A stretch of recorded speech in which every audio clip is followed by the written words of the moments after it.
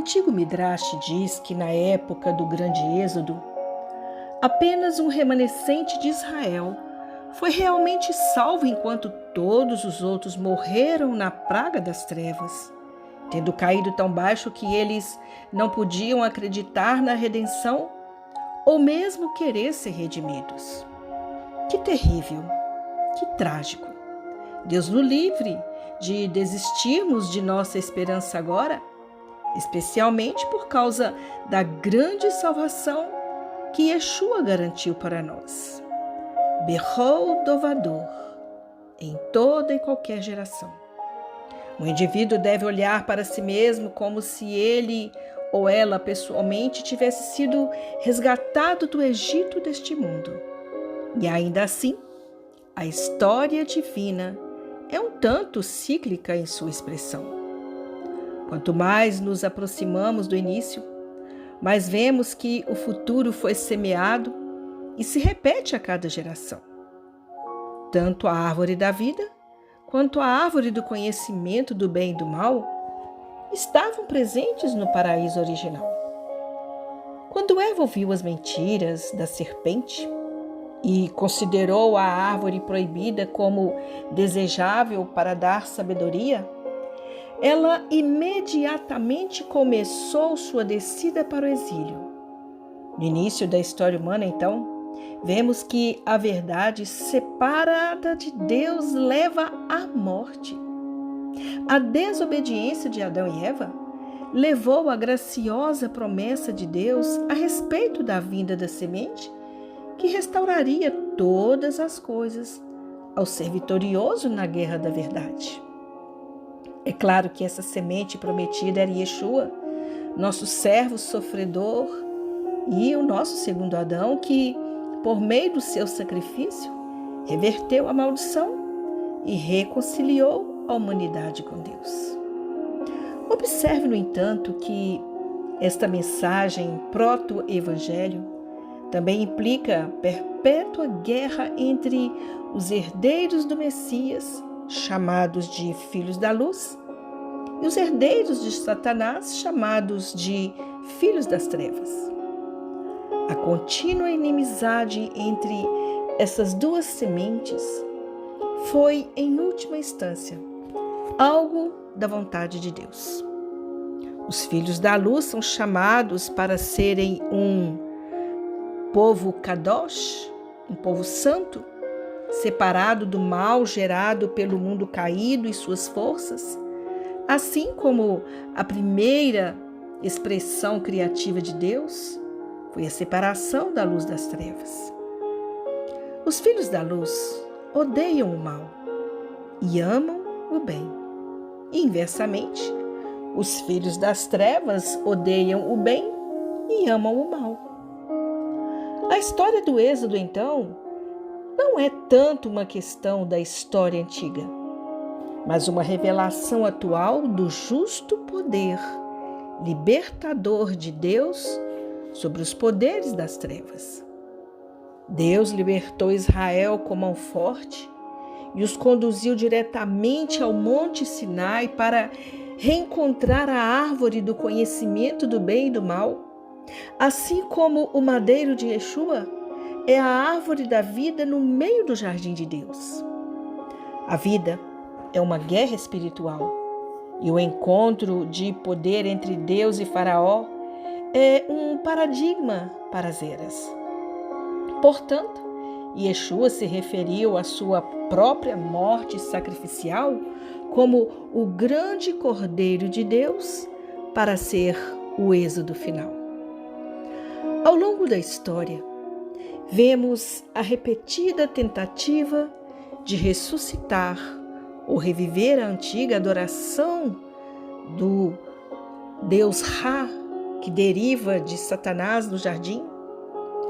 Toda cultura tem seus emissários do mal, seus faraós, suas dinastias políticas, seus sistemas de castas e seu suposto senso de status. No mundo antigo, a maioria das figuras políticas era literalmente deificada Na Idade Média, pensava-se que governavam por direito divino, mas no mundo secular de hoje, não há justificativa dada para seu controle a não ser através do engano e da vontade do poder. Em quase todos os casos, pode-se afirmar que os políticos e líderes deste mundo representam o que de mais doente sobre a condição humana. Políticos e princípios recebem sua hora nessa terra e, sem dúvida, são preparados pelo Deus deste mundo, que foi um assassino e mentiroso desde o princípio. A poeira e as cinzas de incontáveis civilizações e regimes atestam essa verdade.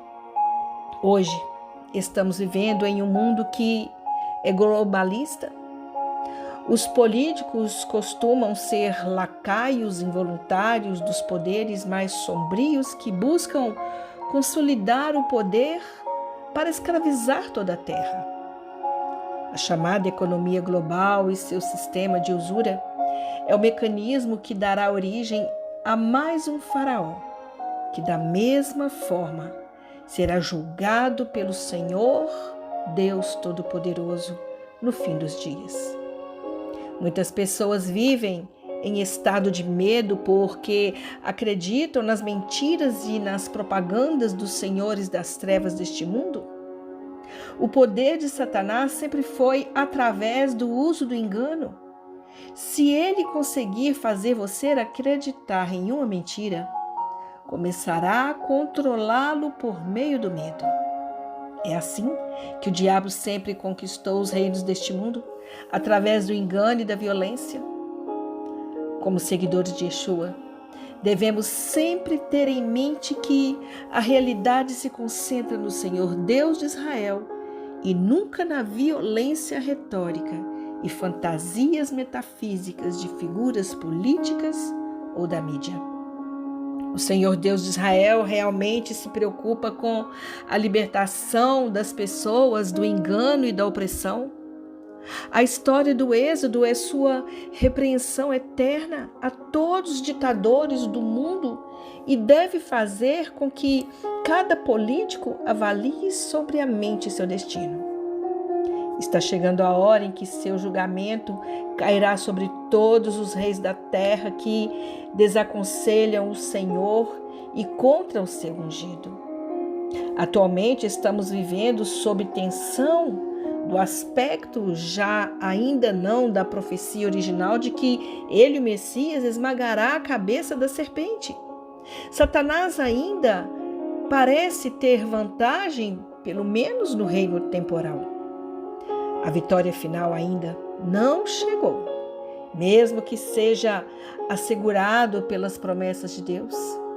E embora o tempo designado por Deus para a redenção messiânica de Israel e o fim dos dias seja um segredo celestial, existem certos sinais chamados de as dores de parto do Messias, que indicam que o tempo é iminente, quando este mundo será julgado. A maioria dessas dores de parto indica perigo, incluindo a angústia das nações em perplexidade por causa do rugido do mar e das ondas, e o coração dos homens desfalecendo de medo com pressentimentos do que está por vir sobre a terra. Além disso, a depravação moral da humanidade será desmascarada, mostrando-nos claramente que os homens serão amantes de si mesmos, avarentos, presunçosos, soberbos, blasfemadores, desobedientes aos pais, ingratos, ímpios, sem afeição natural, irreconciliáveis, caluniadores, incontinentes, cruéis, sem amor para com os bons, traidores, obstinados, arrogantes, mais amigos dos deleites do que amigos de Deus, tendo aparência de piedade, mas negando a eficácia dela. O aumento do globalismo e o desejo profano de unificar o mundo em um novo tipo de Babilônia darão ao Messias do mal sua futura plataforma política nos próximos dias. O chamado politicamente correto, ou seja, a coesão social baseada em um consenso ateu, é o ethos perverso de nosso tempo. Devemos nos apegar à verdade de Deus que todas as coisas cooperam para o bem daqueles que amam a Deus. E também devemos nos apegar ao mandamento dado a Josué: seja forte e corajoso. Assim como foi prometido a Josué que o Senhor estaria com ele ao entrar para possuir a terra, devemos lembrar que o Senhor prometeu nunca nos deixar nem nos abandonar, mesmo no meio da tribulação, ou angústia, ou perseguição, ou fome, ou nudez, ou perigo, ou espada. Não precisamos viver com medo, porque toda a terra está cheia da glória de Deus. Em Deus nós colocamos a nossa confiança, nós não temeremos o que pode fazer o homem. Ou seja, o Pêssar é toda a vitória que nós temos sobre os poderes das trevas para a libertação das nossas vidas, que foi o eco do grito de Moisés: deixe meu povo ir. Ainda este eco está ressoando nos reinos celestiais. Portanto, anime-se, mesmo diante do mal.